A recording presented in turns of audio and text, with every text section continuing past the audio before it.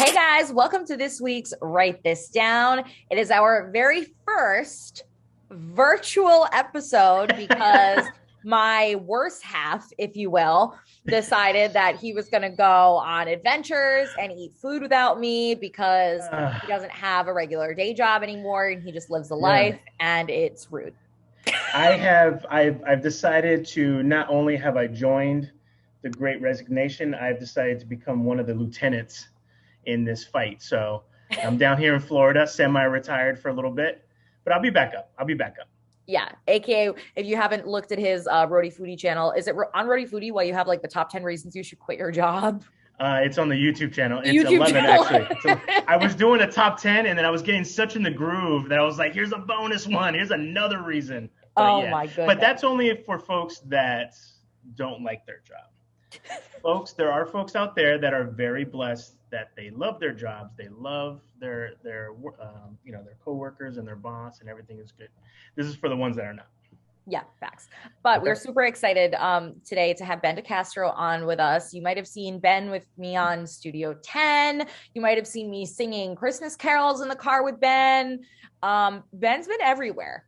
He was just, did I just see you were up on the roof of the Big Blue Bug? Oh, yeah. So, yes. Yeah. Well, Comic-Con's in town, right? Yeah, it was this past weekend, and Lou Ferrigno was raising funds for the ALS Foundation, and so he worked with Big Blue Bug, or his people worked with Big Blue Bug. They painted the Big Blue Bug green and kind of like a hulkish character, and so they did a little reveal up there. It was cool. It was a fun little event, and actually yesterday at Comic-Con, it ended, but the Providence Police Department swore Lou Ferrigno in as an honorary police officer, which I didn't realize. So cool. I didn't realize this. Lou Ferrigno's dad was a 26-year lieutenant on NYPD. Lou has gone through police academies in California to learn, because if he was going to play the role of the cop, they're like, oh, we'll teach you a couple things. He goes, no, and he went through like a 6-month academy to learn what they do. So it was really cool to talk to him about that, and it's a pretty cool thing. So, Is that awesome. the same thing that Shaq went through? Remember Shaq was part of the Miami PD something for a little bit.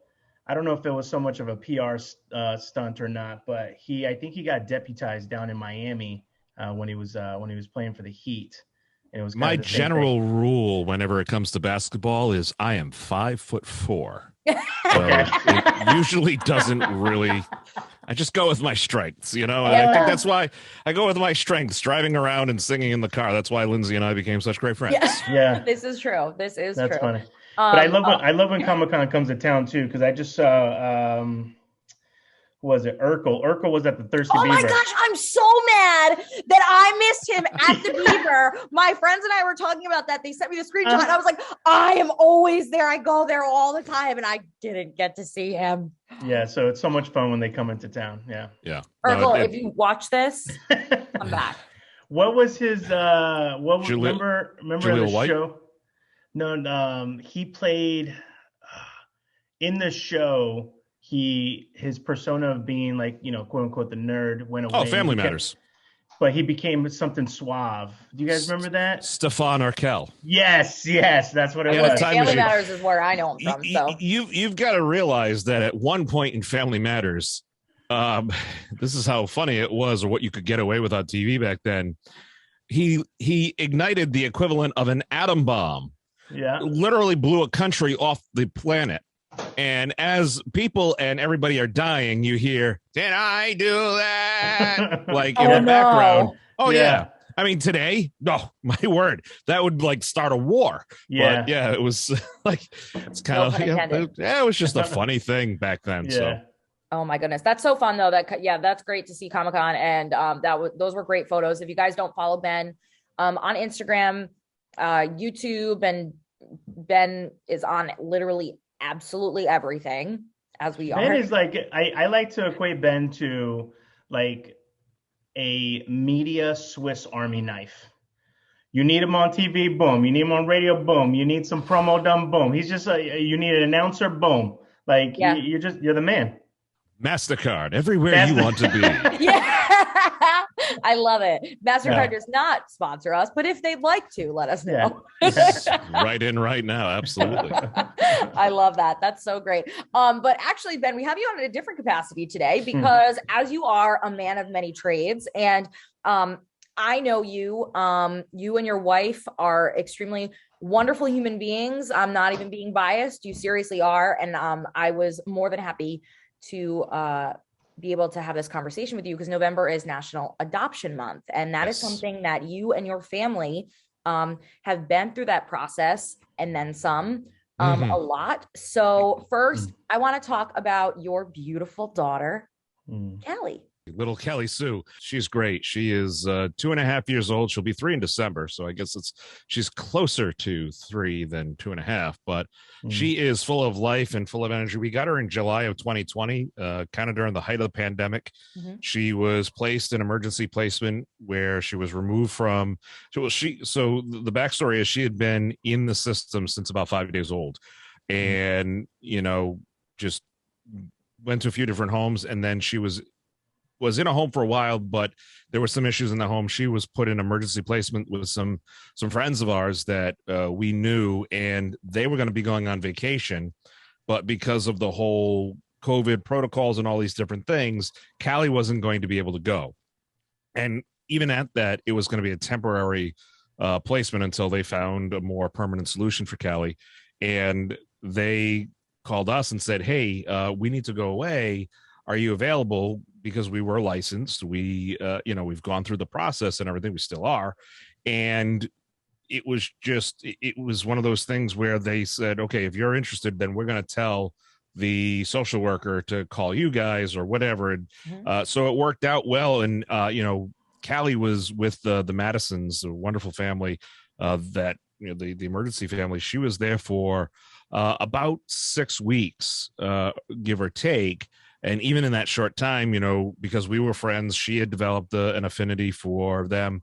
And even though she was 18 months old, it's still, that was still a formative point in her life. So she came with us, and we've had her ever since, and we couldn't be happier.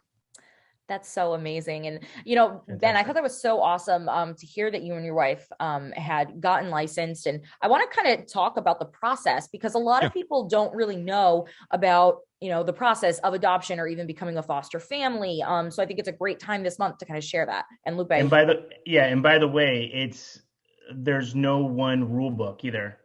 Right. Every single state, county, city, organization does it differently. And I think that's kind of part of the problem too, that there's no one standardized way to do it too. But again, if you're lucky enough to find a really good, a program that you can follow, that's always the best. Yeah. Yeah. So there's a lot, exactly what you said, Lupe. There are many, many different programs out there. And even if I describe the one that we went through, things may have changed because we got licensed originally in 2019. Am I right with that? 2018. We got licensed in 2018. And the way Rhode Island, that's where we live, and that's where we were getting our foster licensing. You start with the foster licensing, and then you get assigned to a nonprofit organization, and it could be one of a handful of them: Adoption Rhode Island, North American Family Institute, which is who we work for, Boys Town, Foster Forward. There's a few different groups that are out there that help with that, and the reason why they do that is because they can get nonprofit funding and donation status where the government can't, and they can also provide various services or do things that, again, the government necessarily can't do. So it makes it helps to smooth that process out a bit. But regardless, you have to get licensed. So in Rhode Island, for the longest time, you would have to go through classes. Maybe I think it was either 8 to 10 different classes, and they would run them in a series of weeks. They'd be every Tuesday night or every Wednesday night. But if you missed one, you had to wait until the next series came around to take that one class, and then you could get your license. So when the now Secretary of Commerce, Gina Raimondo, was governor of Rhode Island, she actually partnered up with the state of Ohio and brought in because our laws and our rules and, you know, kind of the way we do things are similar when it comes to DCYF. And they brought in a bunch of instructors and a bunch of, you know, certified people, as well as state instructors here. And they put together this one weekend. It was called an anchor weekend. You checked in, they put you up at the Omni Hotel or the Biltmore. You checked in at 4:00. At 5:00 till 10:00 that Friday night, all day Saturday and all day Sunday until 5:00, you were owned by them. You went through every class. You went through and it's not like a class where you have to take a test and it's a pass-fail thing. It is a class. It's an educational thing. And you go through all these different things. During meals, they had people talking about different elements of it, you know, of adoption. Kim Zandy from 92 Pro FM was one of the speakers. She's gone through the process. Yeah. She's had some incredible stories. But at 5:00 on Sunday, we left with an agency. We had our before that, we had our, you know, almost everything checked. We left with two things we needed, which was, and we had an appointment for the fire inspector to come to our home and do the fire inspection and the lead check. And then we had an appointment to go to our local PD to get our fingerprints. And that was it.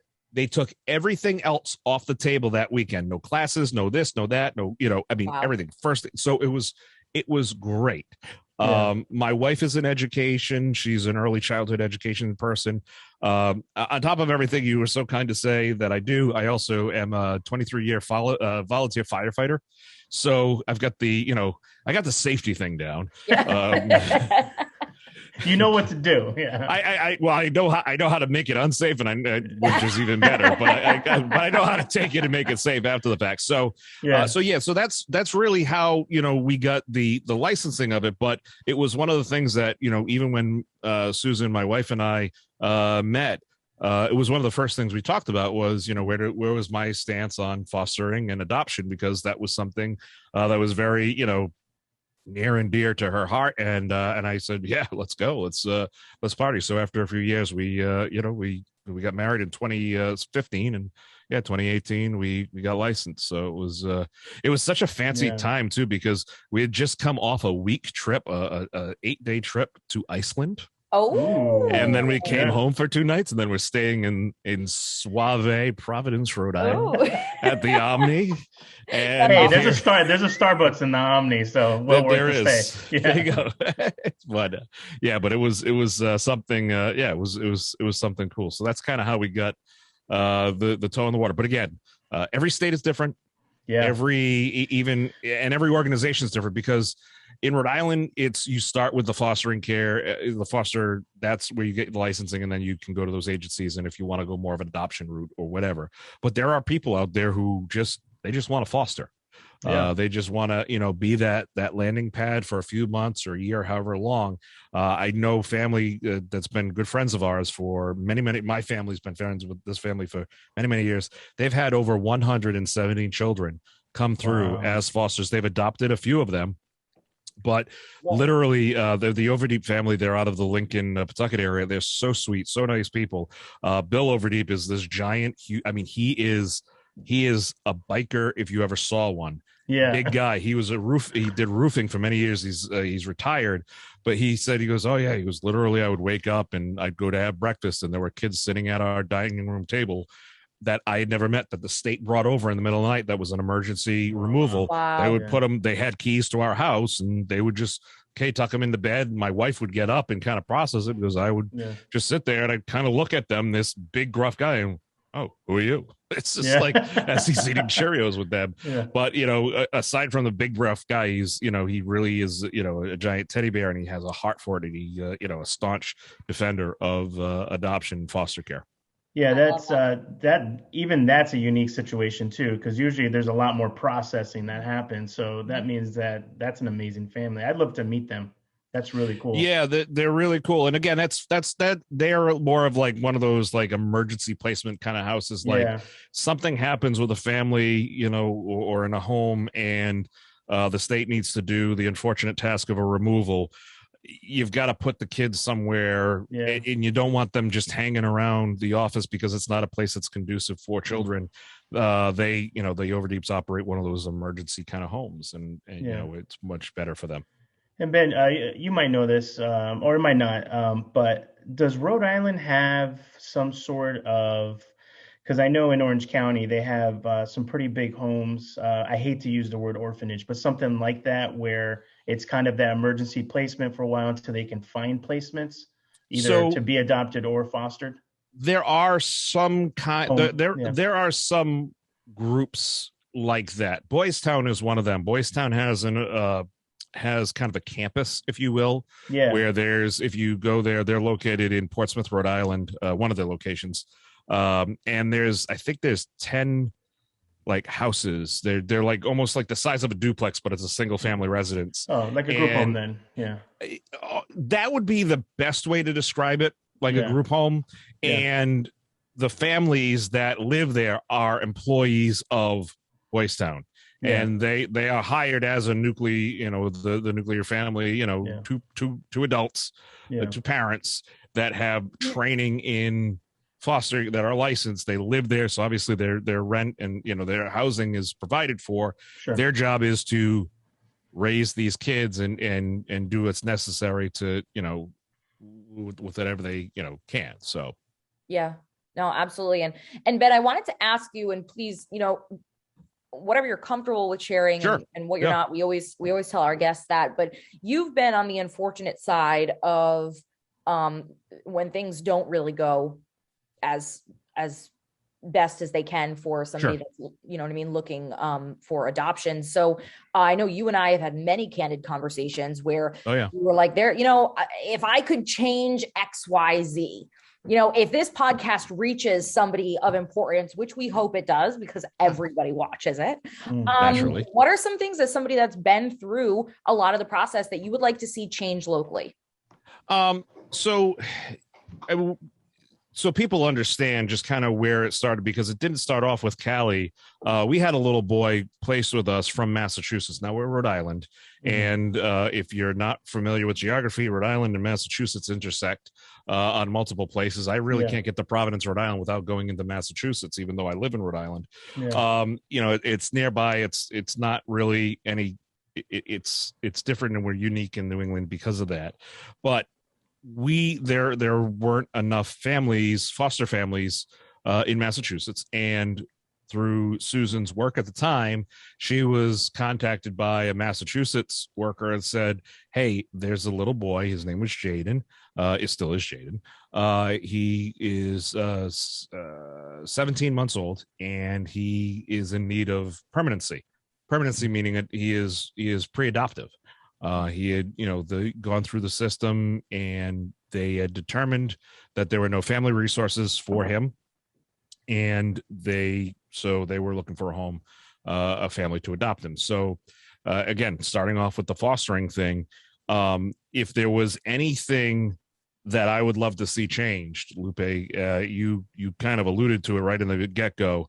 There needs to be a national standard put into place, because a child's future and limitations should not be dictated strictly by the state they're in, or the lack of that state's resources, or on the flip side, the opposite, which should happen anyway, but the state has it all together, and they're able to take these unfortunate situations. You want to see that happen for every child, regardless of where they are. And there's such a disconnect between Mass and Rhode Island, that, and I've said this before publicly, Massachusetts has a really messed up system. There are loopholes in their laws that just really aren't conducive to the best interests of the child. I won't get into specifics of stuff, but when I started finding these little incidences when we had Jaden and we were supposed to be pre-adoptive, we were supposed to be on the path to adopting him, I started kind of poking holes, I guess, in the situation, because I could see it going south. You know, and when I started bringing it up and asking about it, that's when it really accelerated and went south. The social workers informed the family of a loophole where you can circumvent the child welfare system and apply for guardianship. So a family member had come forward who the state could not certify, they couldn't license this family member to be a foster parent or even an adoption option. So the social worker said, look, if you really want to do this, go through probate. That's the court that when your grandparent passes away, decides who's going to get the china or who's going to get the doilies. Yeah.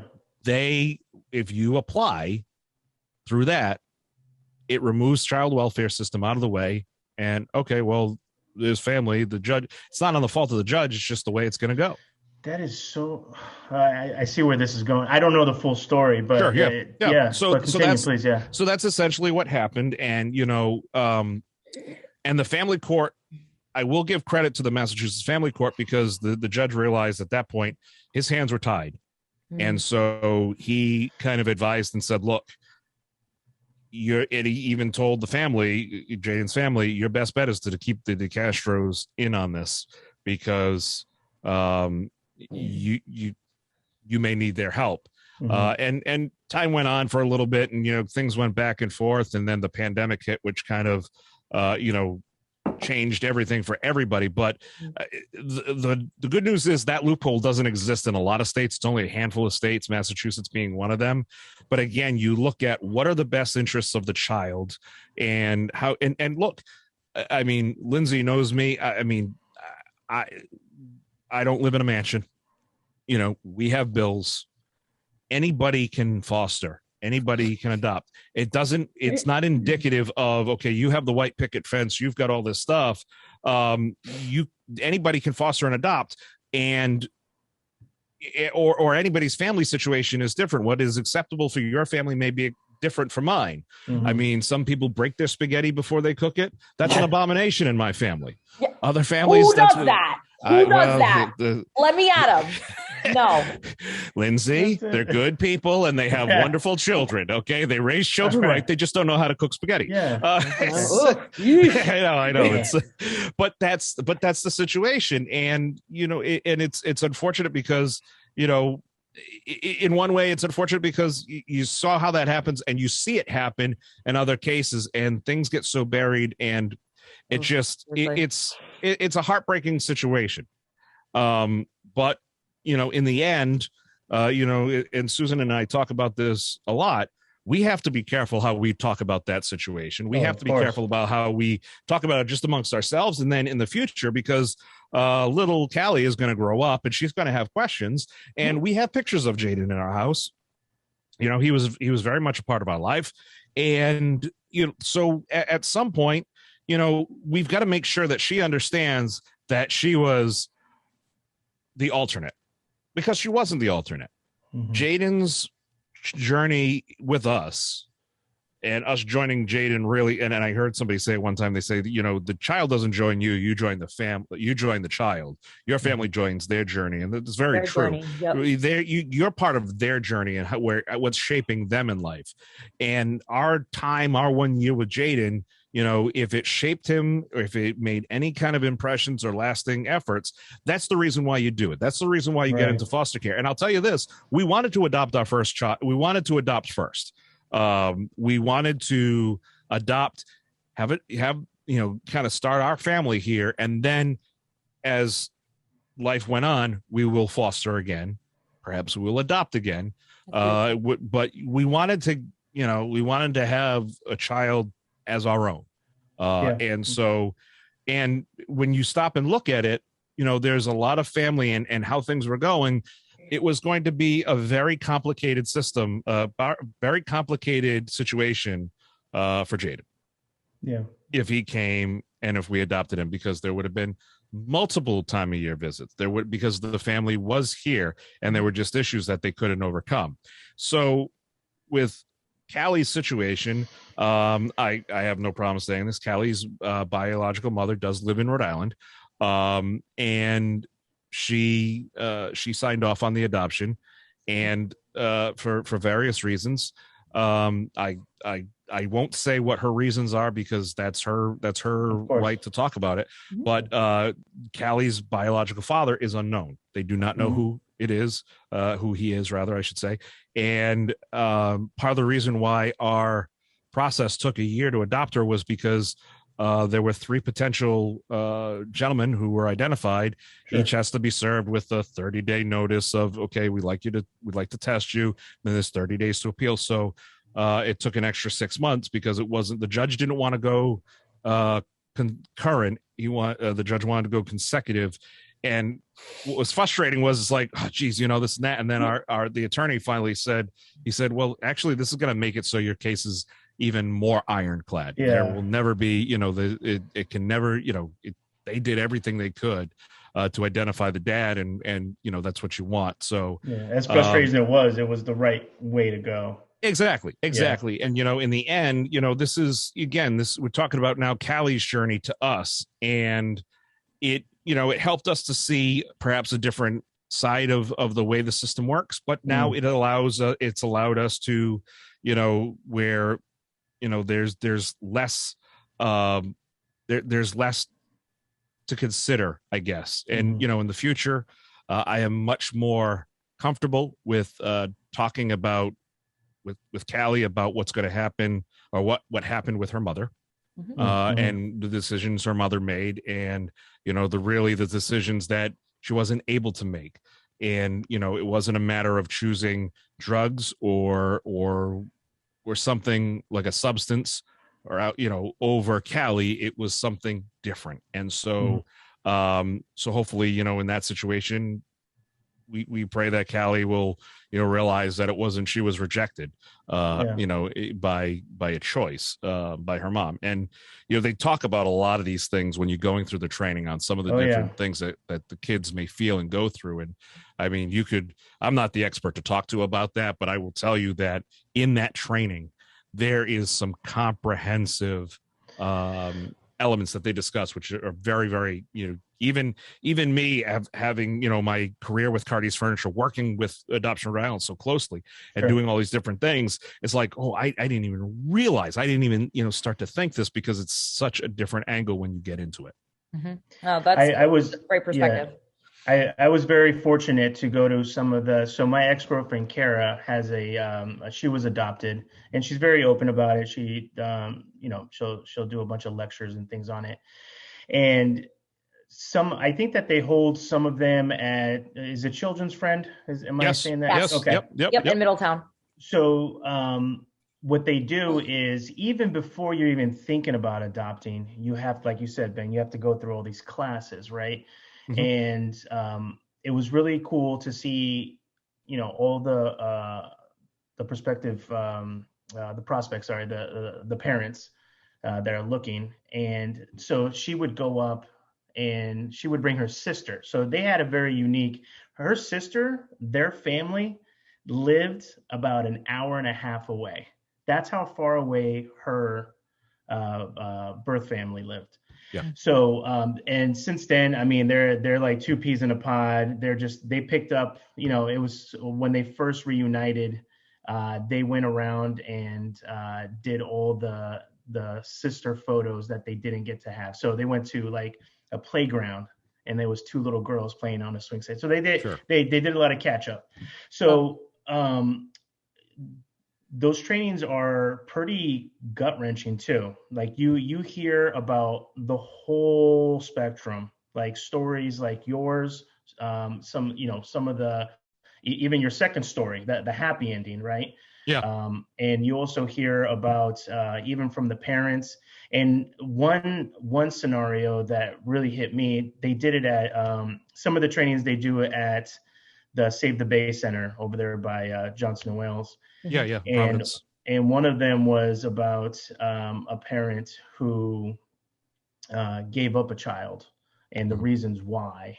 Yep. And those reasons can vary a million different degrees, but always knowing that it was the right thing to do for the child. And I think that, like you said earlier, that gets lost in the mix sometimes, because sometimes you have sometimes you have some really young parents that have a kid at 16, right? Mm-hmm. Then the kid has to go in the foster care system, and for themselves, they think that they're always it's always going to work out. But at least this is how it works in California, is that the parent has to give consent for the child to be adopted, right? Otherwise, it stays in foster care if the parent is unable to take care of it. So it's very unfair to the kid who could have been adopted, right? And then there's a million different scenarios, and it's just. So there's a couple ways that you're talking about there, and what you're kind of alluding to is what they call the TPR, the termination of parental rights. And if a parent does something that's egregious or is, reunification is always the goal. It's not always the end result. And that's something that people don't know also. Mm-hmm. That's important to note. Yeah, reunification is always the goal because they want to keep the nuclear family together. Mm-hmm. And it's not always possible. Mm-hmm. And understanding that and realizing that another thing that needs to change is the clock. When I say the clock, meaning when they determine that, okay, this is going to become more pre-adoptive, and this is going to be, if the bio parents are objecting to it, they've been presented at this point with a plan saying, look, these are the things that you need to do before we can at least even get to the point where we could consider reunification. Sure.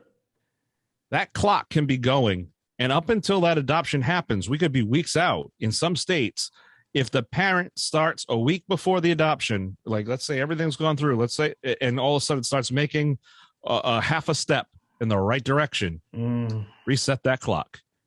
What are you doing to that child? That is a system that the child is not the forefront. The child, it's reunification. And again, reunification, people mess up.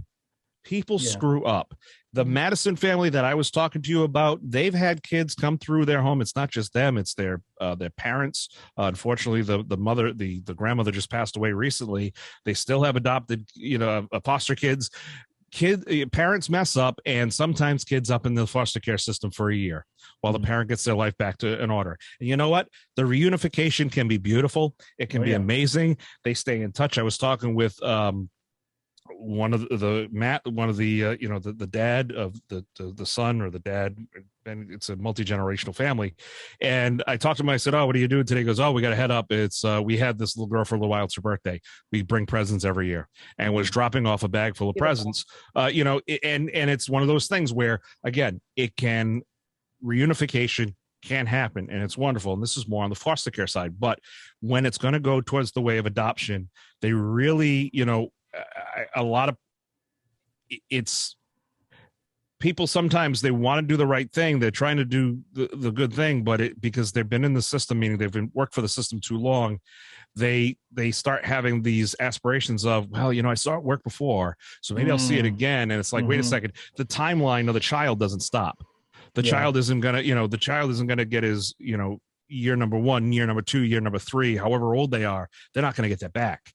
And so at some point we need to like make some drastic measures here. And being a social worker is not an easy. Social workers, oh my gosh, I feel terrible for them because they just get bogged down with so much. Yeah, no, absolutely. And it's not an easy gig. It's, you expect them to make, expect them to make, the worst decisions.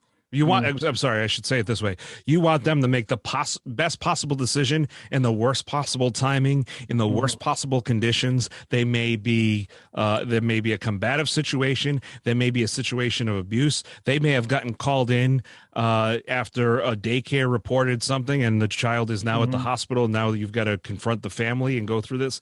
It is a hard job. It is not easy. And I will say this, that in many cases, the social workers are not supported the right way. Oh, meaning from a state perspective, they're just not. You want a funny story? Not a funny story, but when we had Jaden, they told us, they said, look, we want to do a visit with one of Jaden's siblings. We're going to do it at the DCF office in Massachusetts, and the branch location there. And I said, oh, okay.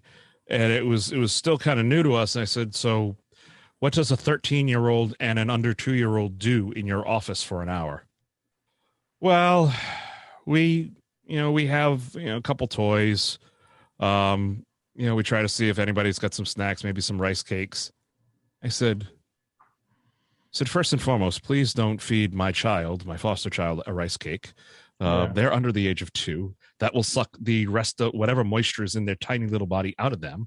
I said, tell you what, find out what his sister, his sibling likes.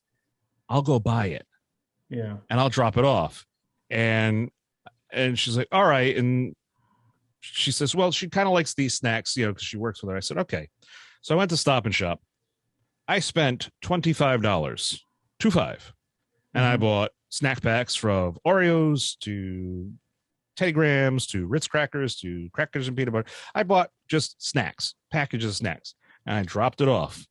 And I said, here, use this, choose. Obviously there was stuff there that was appropriate for the little guy, but I said, use this, and they're like, all right. And we'll give you the stuff back afterwards. I said, no.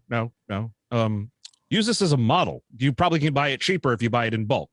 Have these snacks here for kids. I mean, like, who the hell wants a rice cake? Like, it's like, but that is when I talk about support and when I talk about, different things there, that's kind of it. And I know we're kind of talking more on the foster side, where this is National Adoption Month, and it's different, but they're so like, they're so connected, though. They're so very intricately interwoven. It really is like you kind of can't talk with one out the other. Now, listen, you can go on. There are programs where you can adopt from a foreign country that are vetted. They are approved. They've been inspected by U.S. Customs. They've done all these different things, but you're going to pay $20,000, $30,000, $40,000 to go through it.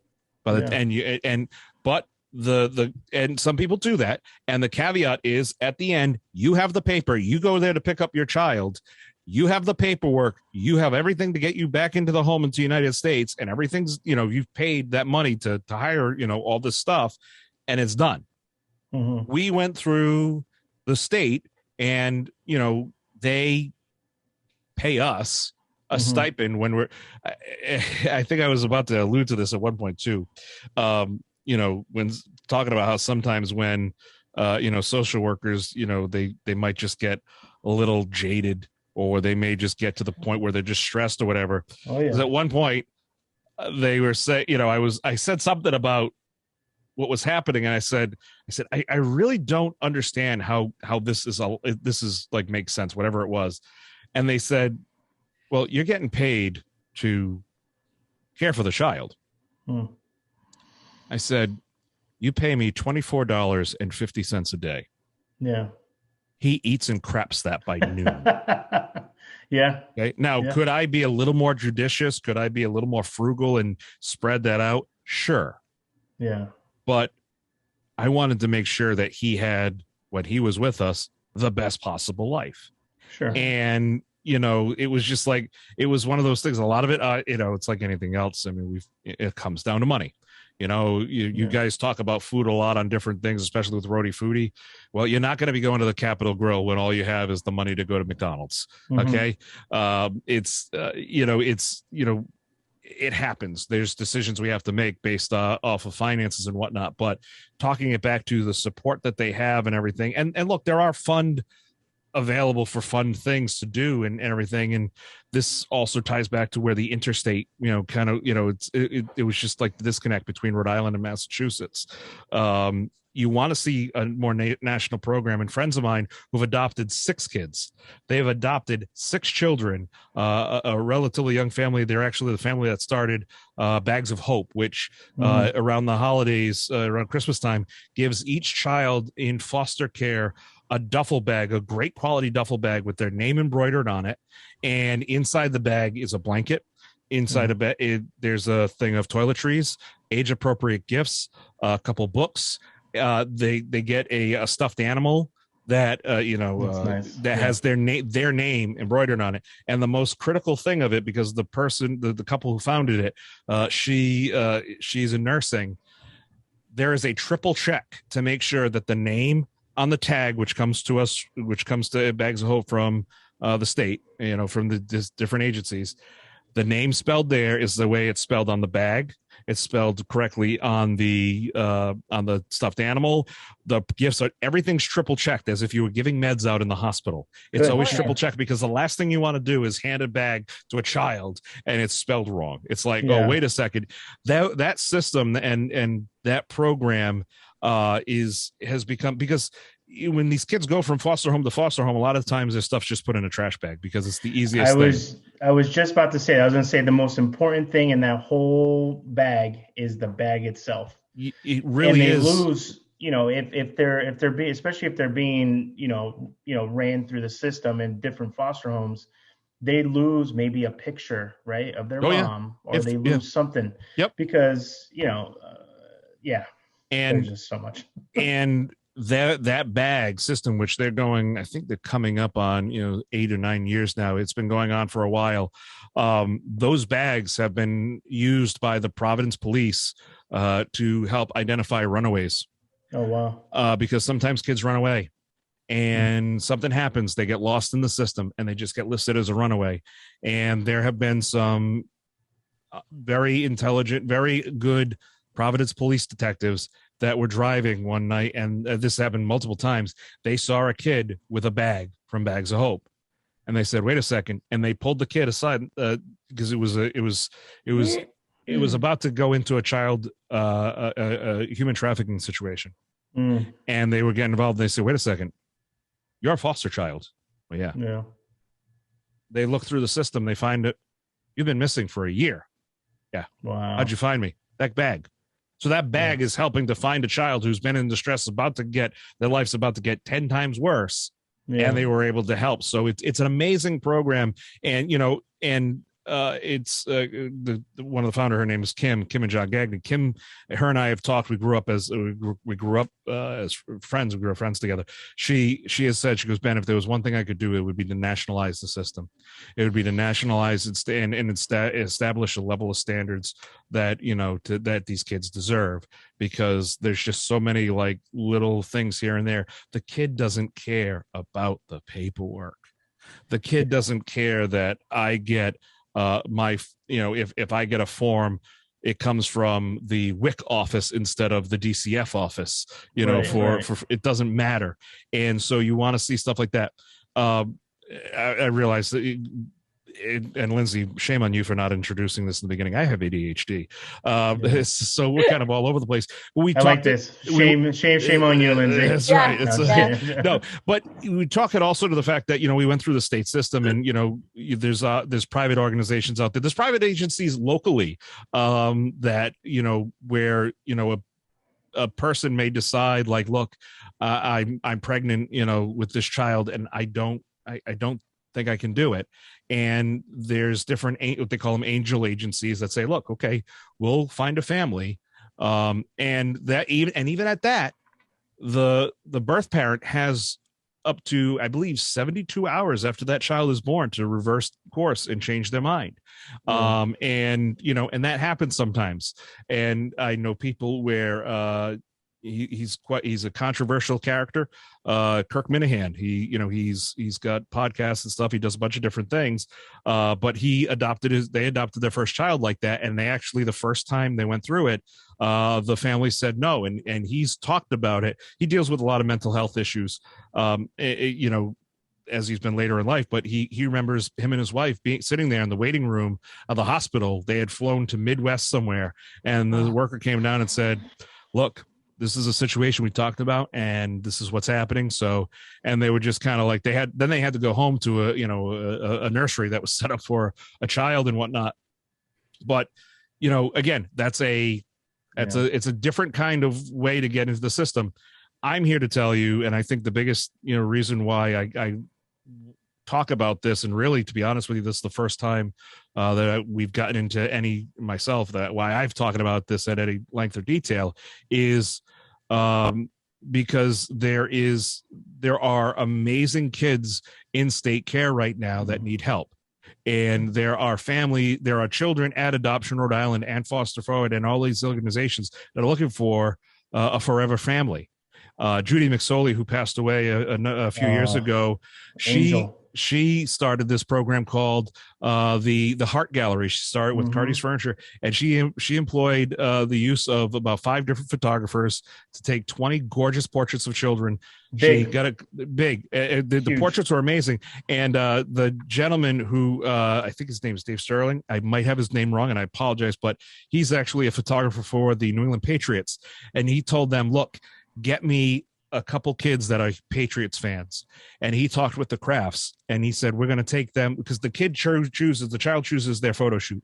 They still continue this program to this day. And some kids wanted to do it on a horse ranch. They contacted a horse ranch. Some kids wanted to do it in an ice cream shop. David, I believe it's Sterling, and I do apologize. It could be Shipman. I forget. But he contacted the Crafts because he's friends with them. They brought the kids up to Gillette Stadium. The Crafts had jerseys made in their name. Now, this is for Rhode Island. Jerseys made in their name. Their imaging pictures being, their before pictures being put up on the big screen. They're playing catch on the field with a player. I mean, it's just so they try to go above and beyond to show you, like, look, these aren't that, what is it? The movie, is it Oliver or Annie or whatever, where the kids are all, But so many people, they think they hear that word orphanage. They have these things like, these are kids that just want this normal life. And there's great ways you can get involved and make an impact. And it doesn't, it's a lot easier than you think. And it's having that conversation. One of the people that spoke that was really impactful to me when we went through that Anchor weekend, she is a pretty high up leader, employee in Ohio with their child and welfare service. And she got up there and she was a little, how do I describe this politically correct? She was no nonsense. All right. Yeah. She was no nonsense. She got up there, and I have never laughed and cried at the same time so much as she talked. Oh. She gets up there. She goes, my name's so-and-so. And let me tell you something. I foster teenagers. All the people in this room, raise your hand. You want a baby. You want the infant, right? Let me tell you something. They crap in the middle of the night. They wake up. You're not going to sleep. You know what a teenager does? Wipes themselves. You know what a teenager does? She goes, You know what a teenager does? The dishes. She goes, I have a 3-story house. The boys sleep on the first floor. I sleep on the middle floor. The girls are upstairs. Guess where those boys never get past? My room. The middle floor, And she fosters teenagers. And she goes, but just because they're teenagers doesn't mean that you're not going to hit some problems. She goes, it's easier in our house that we set the food up kind of like a buffet. We cook the food, it's on the counter, you walk through, you fill your plate, then you go sit at the table. She goes, there was one night, she goes, she'll never forget it, where a kid walked in and he started picking the food with his fingers out of the dish and eating it. And the woman said, she goes, oh, wait a second, what are you doing? He goes, oh, you guys have forks? Oof. You guys have silverware? Yeah, Whoa. We have that. Yeah. Wow.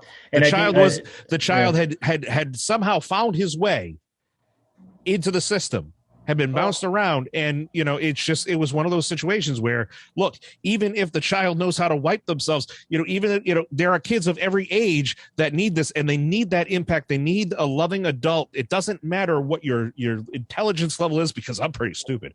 It doesn't matter what it doesn't matter what your income is. There are certain parameters that they will help you, but all it matters is, do you have the right heart to do it? And if you can understand the fact that this child is coming into your life, you're joining their journey. If you can wrap your head around that, then you're on the right track. And it doesn't matter if you go through a private agency, a public agency, you're going to make an impact. And that's the whole point of National Adoption Month, because we forget sometimes, you don't realize it. good friends with the Cardi brothers. I worked with them for many years, and we've talked recently. There was an aunt that had in their family that an aunt and uncle who would foster children, and Pete was telling me, because we were talking about it. He goes, when I was a kid, I didn't understand it. He goes, I would ask my mom and dad, why does Auntie and Uncle so and so, why are the kids always going through? And their parents explain, his parents explained to him, like, well, this is what happens, and this is, and they've been able to, through their business and through all the work that they do, help support a lot of what all these different organizations do. Any child who is adopted in the state of Rhode Island gets a 300. Hit that again. I'll edit that. Any child who's adopted in the state of Rhode Island, once the adoption happens, Cardi's supplies a bed. Oh, that's nice. So it was a program that was started by Judy. They anytime we went to lunch with Judy McSorley, we would go to Wendy's because Dave Thomas and his adoption story. But she goes, you can cheap out. She goes, you can cheap out on my lunch, but I'm going to get you in the end. And she did. So it was incredible. I know I've talked a lot about a lot of different things, and this is great. This is exactly what I hope you're all writing this down, because it's yes. And and you're right. Judy, she has. I'm going to say has this energy and this beautiful aura around her. Adoption Rhode Island. Their colors are primarily purple, and that was the color of her door at her house. And I always thought that was beautiful. And she was just. When you would go through their office over there behind Federal Hill, whatever area that's called, Bradford Street. Bradford Street. She was so nice. Always with a hug. Yeah, she passed away. Unfortunately, she passed away in 2016. But her family, she didn't just work at Adoption Rhode Island; they lived it. Her kids had foster children and adopted. So nice. I mean, they lived that mission. Of every child deserves a great home, and so that's really what it's all about. We could do podcast after podcast and series after series about all the problems and the woes about what's out there, and you see these things, but if you're going to do it through a state agency, which I'll be honest is the majority of it's your best, it's the most available, you're going to see things that will change you, and that's good. You're going to see things that will infuriate you, get you mad. Oh yeah, the things that are gonna ignite you like it ignited me at times, and you're gonna try. Look away. You can't, and you're gonna try to do something to make a change, and it may not work, but in the end, if you're able to make that impact on a child's life, and change the trajectory of that child, it's a pretty rewarding feeling. So yeah.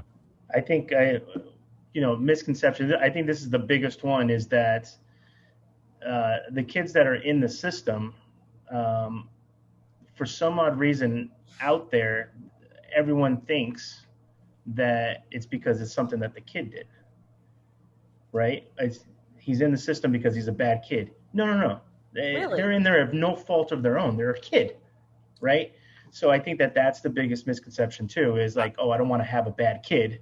Well, they're not bad kids. They're just in there because of the adults that were supposed to raise them.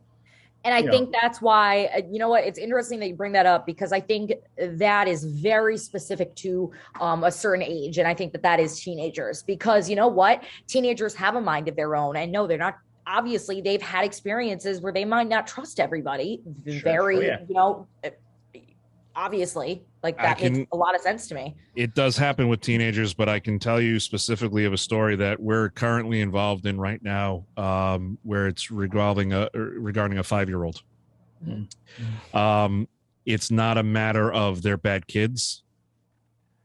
These kids are doing what they need to survive. To survive. Yes. It is absolutely a survival thing. My wife has a friend that got a call for an emergency placement.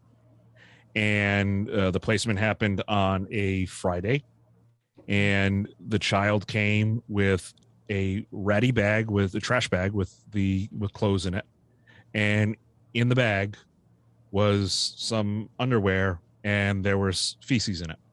Yep.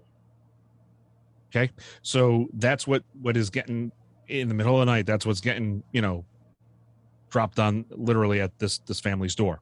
Yeah. And my wife said, "Okay, look, it's Saturday. I can take care of the kid. Let me know what you need. Give me a list." And you start seeing these families that, they start, you get into this fostering situation. It's like, and my wife is very crafty. She knows how to go out and she could stretch a buck.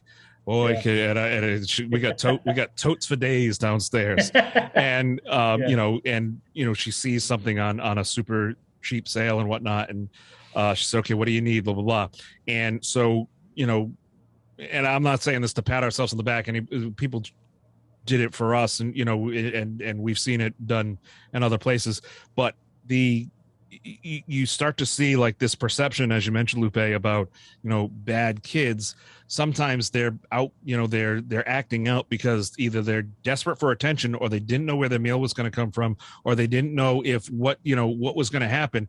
Imagine being in the middle of the night, something happens that's no fault of your own, and all of a sudden you're in a new environment, different smells. Let's say you're a standard American child and you get placed with a family that has, an affinity for a more cultural food that maybe you're not used to. I mean, think about it this way. You go to the cafeteria, of a school, and you've got all different, you've got kids warming up Mexican food. You got kids warming up Indian food. You got kids warming up hamburger or whatever, and there's all these different smells. And sometimes you may smell something. It's like, whoa. I mean, imagine being a child. That's not even your own. You don't even have your own toothbrush. You're just getting thrown something. You're not used to this soap. You're not used to this shampoo. You're not used to the smell of the detergent that's being, that was used to wash these sheets. You have no idea on this stuff. And so that's kind of where Bags of Hopes gets involved. But it's talking more to the child. This is what happens when you've got to the system that's in place. Again, there needs to be some steps there to help raise the standards of it, but it's a matter of survival for some of these kids. And by the way, that removal was from a group home. That wasn't even a removal from a bio home. That was a removal from a group home. And it's like, wait a second. And we as the weekend went on, my wife was telling me that they said, okay, well, we're going to go to one of those trampoline park things. And the kid said, 5 years old, said to the new foster parent, "We don't have money for that." And the dad said, what? Yeah, the kid said to the parent, he goes, "How are we going to pay for this? We don't have money for that." And the foster parent said, that child has obviously heard that 1,012 times. "Oh yeah." And oh God. And the child and the parent said, "No, we got it. We're all set." Yeah. And then something was said. The way I was hearing it, I was a little. It was late at night, and Callie had been very active, as she usually is. So I was a little tired when Susan was telling me the story. But at some point, she said, they said something to the child like they were playing, and they said, "Come on, you can do it." Do something. They were playing outside or whatever. So come on, kick it, you can do it. And the child said, "No, I can't. So and so told me I'm an idiot." 5 years old. Mm-hmm. That's what happens. And now there were other behaviors that they noticed, and they said, okay, this is definitely him. He's acting out. He's looking for attention. That's what he's craving right now. Yeah. And so a lot of those classes, the other thing that woman from Ohio said, she goes, the only thing I have to deal with is a kid who doesn't realize that they start developing BO at a certain age. She goes, and so she goes, so we have a poster on the wall in the bathrooms on how to apply deodorant. She goes, and it's true because, think about it. We were all awkward teenagers at one point. It was all that one day like, oh, wait a second, this is new. I produce sweat. My mom could smell me down the hall. She was like, no. But and some of these kids may not have exposure to that, or they don't know how to deal with it. So, you're going to do a lot more than provide a shelter for a child or guardianship or whatever. And if you do get into the adoption program, when we adopted Callie, I had, it was a unique opportunity. The next day, because I work for the Worcester Red Sox, I'm the PA announcer. and I didn't realize it, but they kind of assembled behind me in the room. I had the same thing, these in-ears that I listen on. So I couldn't hear anything, and all of a sudden the producer kind of taps me, he goes, we're gonna have a staff meeting. And I turned around, it was the entire production staff and some of the front office staff that are all in the room. Like, oh, good thing this wasn't a mafia hit. I would have been done. Yeah. And they it was to congratulate me because the adoption happened the day before, and they gave us jerseys that said, Mom, Dad, and Callie, and that's kind of the photo that you may see on the social right now. But I turned around, and it gave me the opportunity to talk to a lot of these kids who are, college kids. They go to Emerson or one of the other schools for broadcast. I said, listen, there's some adults in the room here, and it's fine. I said, but I'm going to tell you kids something right now. And I don't talk to them often because they're doing their thing. I'm doing mine. I said, if you ever get the chance, get involved with foster care and adoption, even on any kind of level. It's going to break your heart. It's going to piss you off. If you foster a child, it's going to suck at times. You're going to go through heartbreak. You're going to experience the loss. I'm going to tell you right now, and I kind of explained briefly what we went through with Jaden when we went through that whole situation. But in the end, it is so worth it. It is absolutely worth it because, I don't have to worry. It's the first weekend we had after we adopted her, the first family get together was Labor Day, and she ran off with my nieces and nephews, and we weren't like, what she do? Because if she gets hurt, you got to report to the state. You got to do all this thing. It's like we don't have to put her in bubble wrap anymore. She could be a normal kid, and that's really all they're looking for. The kids that are in this foster care system, they're looking for. It's got to be the right fit, understandably. But they're just looking for the right family. They're looking for the right fit. They want to be loved. They want to be accepted. They want, somebody to be proud of them. They want somebody to hang the macaroni art up on the refrigerator. Yeah, I think you hit it right on the nail. I think it's, for the most part, and this is going to sound super basic, super simple, but it's so profound, is I think most of the kids, they just need to have, or they need to feel that someone cares. Yeah. That's it. That's at the core of it all. They need normalcy, They need routine, and they have to feel that someone gives a crap, right? Yeah. And you're right. The macaroni on the refrigerator, I'm proud of you. Little hugs. Good morning. Good night. Let's hang out. Let's go get ice cream. It's those little things that builds them. And you look at the situation we've been presented over the last 20 months with the whole, distance learning and everything. And when the whole shutdown happened in March of 2020, the reporting line, the report it line, that stopped ringing because teachers weren't seeing these kids. Yeah, and they weren't. It got real bad. And that's you need that is it was tough enough on kids with the regular that had a stable family. Imagine the kids that were going through the system and because of COVID and all the different situations there, and the unknown really in the beginning, especially, it was just like, it was so a lot of things were missed. And, not only are they missing out on that time in the classroom and that time of socialization, but you don't know what was happening. We saw some horrible, results of, in different areas, but, getting kids back to normal, getting them back in the classroom was so key and critical and important because that's where you need to see the kids. You need to, they, aside from wanting to be loved and accepted, we also need to make sure that we're physically seeing them and seeing that they're okay. And getting that support from an adult, a professional adult in their life, and also a family member. Yeah. No, absolutely. I couldn't have said it better myself. Ben, we're so thankful that you came on to talk about this. You really are a wealth of knowledge. And just like you said, it is National Adoption Month, but you really can't talk about adoption without talking about foster care as well. So this is just really been a wonderful episode. Thank you so much. It's a huge journey. And if you're so inclined, it's not that hard. Type in the word adoption and your state into Google, and you will find the best way to get into it, or foster care in your state. And as always, my messaging is always open. I'm happy to, if people want to shoot me an email or whatever, they can, or a message, or write to the podcast, and you folks will send it to me. But at the end, it's look at yourself and say, hey, what can I do And you'll be surprised at how much you can do and how much you can impact a child's life. It really is something special. And like you said earlier too, it's get involved in any type of level. You don't actually, if you're not in the place to be a foster parent or adoptive parent, you can still help on the peripheral, right? You mentoring, help with mentoring, big brothers, big sisters, mentoring Rhode Island. I mean, just those just some of the ones that are here. But those or just even just to bring in, say, look. Go to your place of employment or something and say, look, next time we have a staff meeting, can we invite somebody from this agency just to come and talk for 5 minutes? I mean, do we have to talk about business for the entire hour? Can we take 5 minutes just to hear what's going on there and maybe, take it to that next level? So it's something that, if you've listened to this today or watched it, if it's something that has, if it's something that's really, spoken to you, then there's many ways to get involved than becoming, it's not just becoming a foster parent or an adoptive parent. There's many ways for you to get involved. Yeah.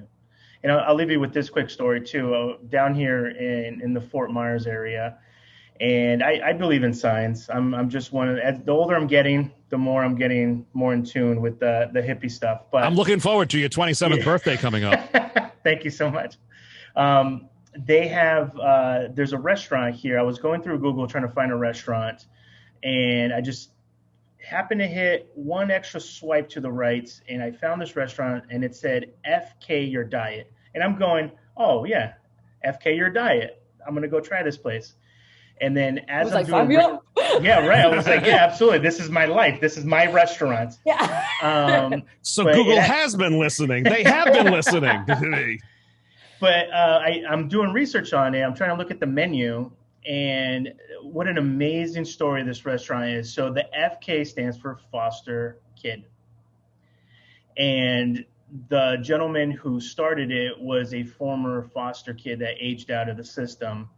And, he makes, a couple little jokes about, some of the foster parents cooking. But he said, out of 10 meals, 9 sucked, but one was really good. Mm-hmm. So he took a lot of those menus, a lot of those recipes, and that he started the restaurant. And what he does also is they're huge portions, because he also said that sometimes he went hungry, and he wants everyone to leave his restaurant not hungry and have extra food.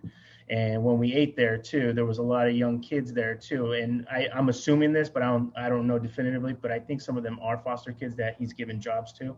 Sure. And it was just this great alignment of a beautiful place just by accident. And just speaking with you and going to that restaurant, I mean, I'm going to be up in my game a little bit and getting involved and helping out too. So, well, you're doing this through this podcast and bringing the awareness. Sure. I mean, that's what it's all about. And so I appreciate the opportunity to come on and hang and to share the story.